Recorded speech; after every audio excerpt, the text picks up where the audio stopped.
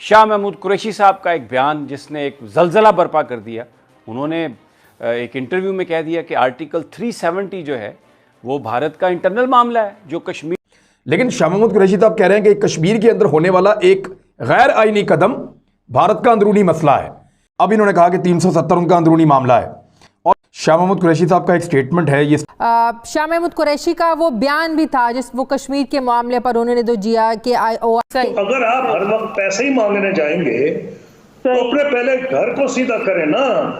और फिर इन्होंने कहा कि जनाब सऊदीया और यूएई से हमारे तलकात बेहतर हो जाएंगे।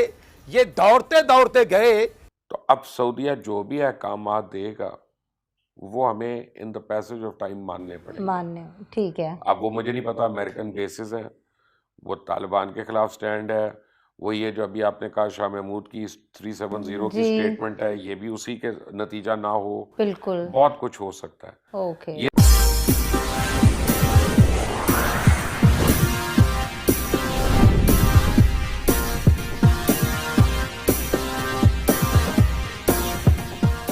शाह महमूद कुरैशी साहब का एक बयान जिसने एक जलजला बर्पा कर दिया। उन्होंने एक इंटरव्यू में कह दिया कि आर्टिकल 370 जो है वो भारत का इंटरनल मामला है, जो कश्मीर को, मकबूजा कश्मीर को जो एनेक्स किया भारत ने, जिस आर्टिकल को अबॉलिश करके जो स्पेशल स्टेटस देता था कश्मीर को, वो शाह महमूद कुरैशी साहब कहते हैं कि ये भारत का और कश्मीर का इंटरनल मामला है।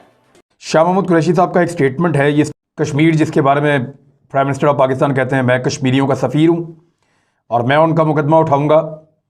और जिस कश्मीर के हवाले से हम यही कह सकते हैं कि भारत और पाकिस्तान के बीच में अगर कोई वाहिद तनाज़ा है तो वो कश्मीर का इशू है। और इस पे पाकिस्तान जिस दिन से बना है उस दिन से लेकर अब तक 70 साल से इससे ज़्यादा हो गए हैं, हमारा एक ही मौक़िफ़ है कश्मीर पे, और भारत भी अपना मौक़िफ़ नहीं बदल रहा। और उस वजह से 4 जंगें भी हो गई हैं, कई मरतबा कोई नतीजा निकलते निकलते रह गया। लेकिन अभी आपके वज़ीर ख़ारजा ने एक स्टेटमेंट दिया है, अब इन्होंने कहा कि 370 उनका अंदरूनी मामला है। और लेकिन शाह महमूद कुरैशी साहब कह रहे हैं कि कश्मीर के अंदर होने वाला एक गैर आईनी कदम भारत का अंदरूनी मसला है। तो यहाँ ये बड़ा सोच समझ के उन्होंने कहा है। और ये कोई ऐसा नहीं है कि सिर्फ शाह महमूद कुरैशी साहब कह रहे हैं, कुछ और लोग भी पसे पर्दा इस तरह की अब बातें कर रहे हैं। उनका अपना एक अलग सिस्टम है, उनकी अलग एक पहचान है। 370 ये उनका अंदरूनी मसला नहीं है, ये कश्मीरियों का मसला है, ये पाकिस्तानियों का मसला है, ये अक़वाम मुत्तहिदा का मसला है, पूरी दुनिया का मसला है, क्योंकि एक मुतनाज़ मामला है।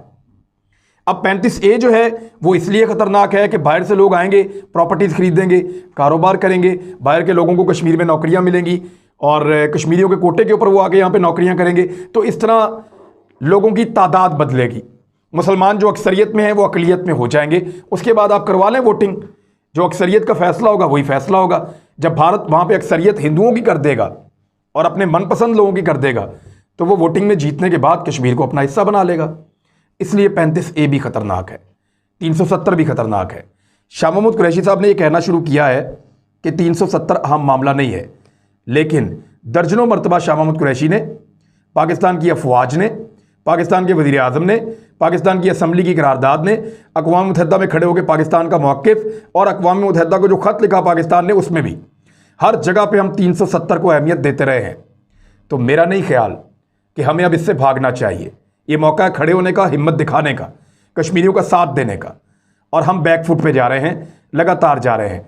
जब कभी कोई कश्मीर का सौदा करने का फ़ैसला करेगा या मुझे ऐसा कुछ दिखाई देगा, मैं आपके सामने ये सारी मालूमात लाकर शेयर करूँगा।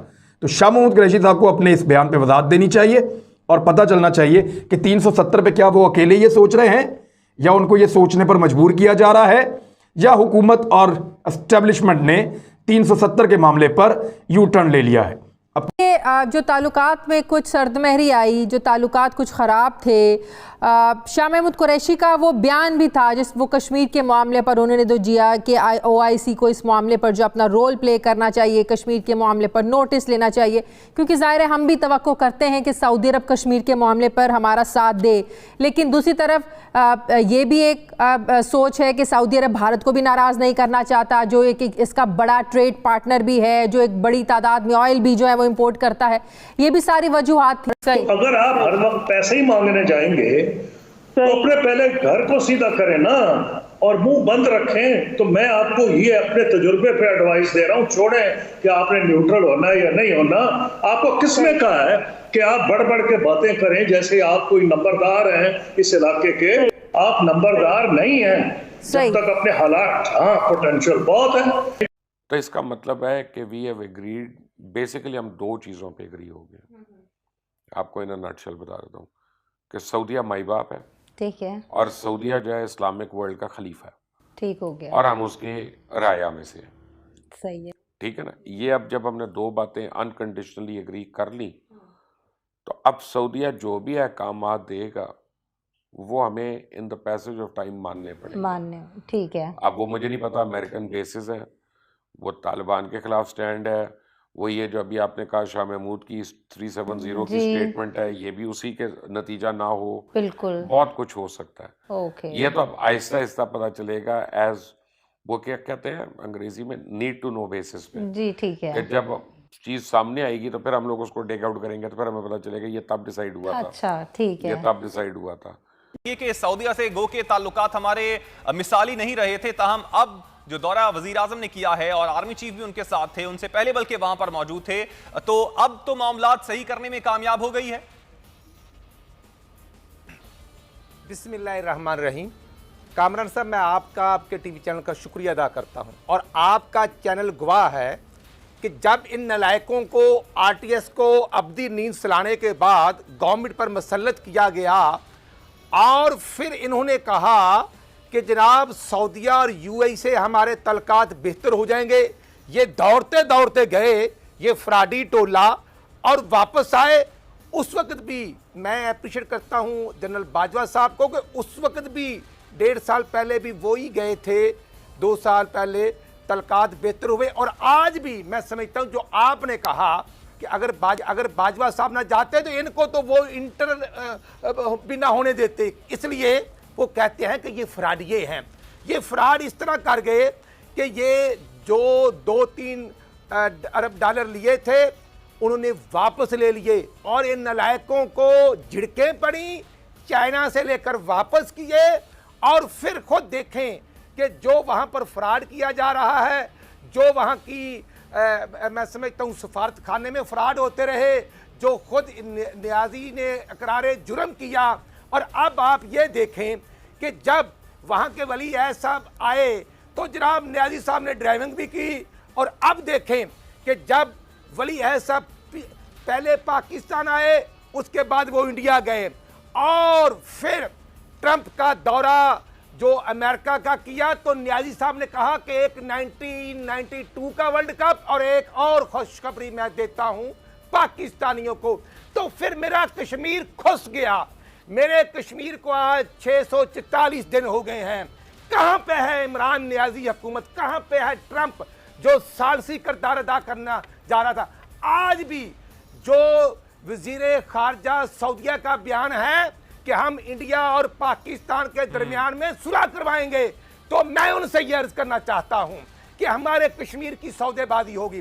फलस्तीन हमारा पहला बैतुल मुक़द्दस है, वहां पर बमबारी होती है, तो ना इमरान न्याजी को तौफीक हुई और ना ही दूसरे मुस्लिम कंट्रीज को तौफीक हुई कि वो इसराइल का डट कर मुकाबला करते। हम सबसे पहले मुसलमान हैं। रमज़ान मुबारक का बाबरकत महीना है, 27 रमज़ान मुबारक का दिन है, और जब पाकिस्तान मार्ज वजूद में आता है तो ये हुक्मरान वो मराज सईद जो कहता था कि हुकूमत आएगी तो 200 अरब डॉलर आएंगे, तो मुझे शर्म आ रही है कि वो वहाँ पर ज़कात, ईद उल फितर की ज़कात लेने वाले प्रोजेक्ट में बैठकर मेरे पाकिस्तानियों की तौहीन कर रहा है, मेरे एटमी प्रोग्राम रखने वाले पाकिस्तान की तौहीन कर रहा है। ये नाकाम तरीन दौरा है। ये मैं समझता हूँ कि जैसे 1.5-2 साल वहां पर पाकिस्तानियों को गवर्नमेंट वहां से जॉब कैटेगरी से निकाला गया, जेलों में डाला गया, और ये नलायक हुक्मरानों की वजह से ही पाकिस्तानियों को सजा मिली।